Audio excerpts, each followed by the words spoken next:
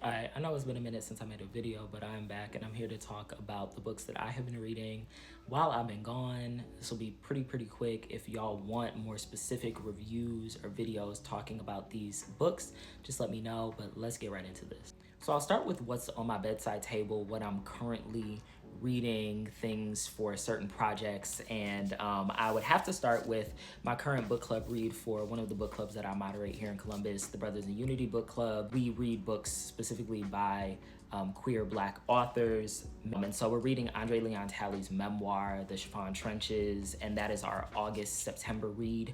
So super excited about diving into this one and learning a little bit more about his life. It was published before his death. I'm also currently reading Toni at Random. This is about Toni Morrison's time working in publishing. If you didn't know, she edited a ton of the memoirs and novels that you probably have heard of that have been published by Penguin Random House. And this was while she was also writing.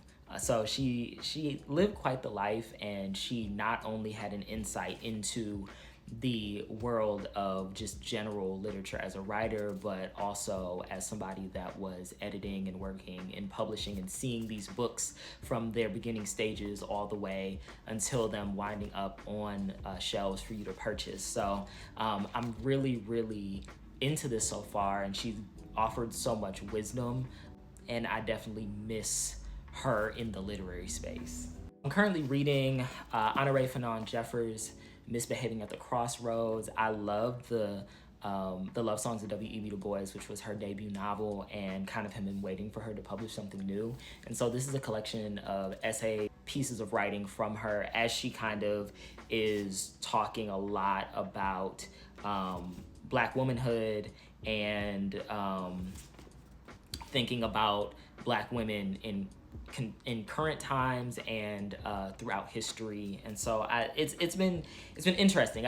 It's not exactly what I thought she was going to publish next, but I think that it's worth the read. Other book club that I host, the Black and Loved Book Club, and if you follow me on my Bookstagram, you've seen posts when I talk about that book club.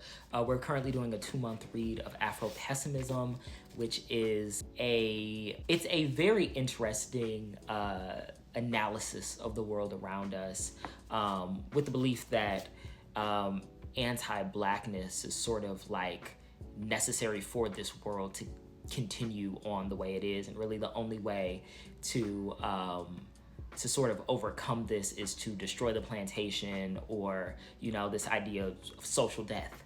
And so I follow a lot of Afro-pessimists. I've really wanted to dive into this a little bit more. This isn't Frank B. Wilkerson's first book, but I do really want to read some of his other work to understand Afro-pessimism even more, especially once I finish this. We already had our first book club meeting on Afro-pessimism, and it was a great discussion. So I will definitely be talking a lot more about this once I finish it. Then the last book that I'm kind of currently reading and have not finished yet, but I'm in the beginning stages. I'm about 55 pages into Tell Me How Long the Train's Been Gone by James Baldwin.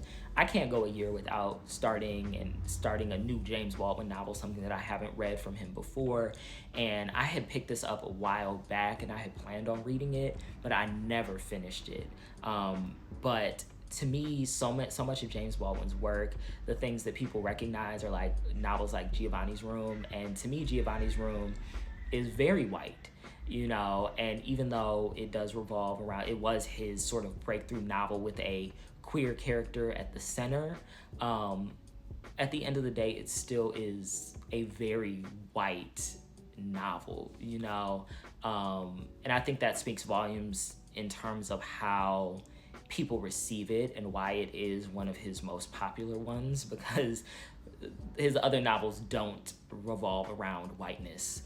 And so I think Tell Me How Long the Train's Been Gone, when you've got a Black man who is bisexual at the center of the story, there's a reason that, white folks aren't picking it up. So I'm super excited to read this, finish it, and I'm hoping that my book club will read it at some point, because we did read another Baldwin novel and people weren't the biggest fans, and I'm like, y'all, it's all about how sometimes you're not always going to like or immediately get why Baldwin is this lauded author. But I think that, the more you read him, the more you see how necessary his perspective is, and how much wisdom he really has in the pages of his novels. A lot of people like his nonfiction more than his fiction. I love his fiction more. So yeah, I'm really, really excited to get deeper into this. And the next couple are books that I have finished, and a lot of these have come out fairly recently, I will say over the past month or two.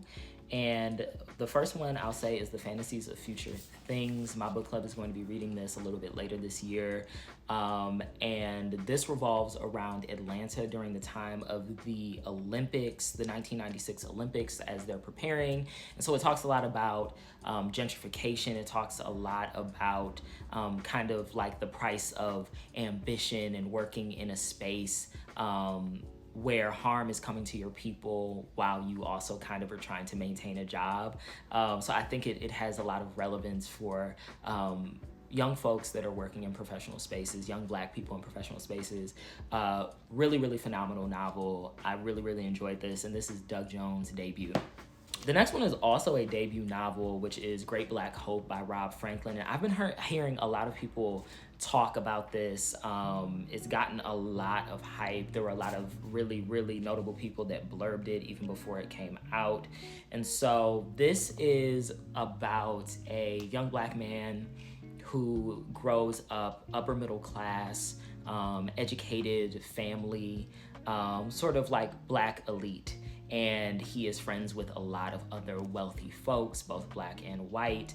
And when one of his friends is murdered, he sort of begins to spiral. And this isn't sort of the beginning of his spiral. He's dealt with a lot in this sort of cognitive dissonance that takes place being a part of the Black elite, and also still having to navigate the world as a Black person. The way that money doesn't solve all of your problems. So he's dealing with substance abuse issues. He's dealing with issues with his parents in general, kind of figuring out what he wants to do in life. So Great Black Hope, phenomenal, phenomenal book. I just finished it a couple of weeks ago, and I would recommend this to everyone. Last but not least, this is going to be my favorite book of the year, hands down, but it's Layla Motley's The Girls Who Grew Big. This is a really, really phenomenal exploration of motherhood, especially as it relates to just young mothers. And I think that what's happening in the world right now, especially concerning reproductive rights, this is a necessary read. And I think that Layla Motley does an amazing job at tackling this topic in a way where she gets her point across without it feeling pushy. And so I absolutely love this, and I think everybody should pick it up. So yeah, those are the books that I've been reading lately. If y'all want more reviews, just let me know. I'll catch y'all. And always remember that you are loved.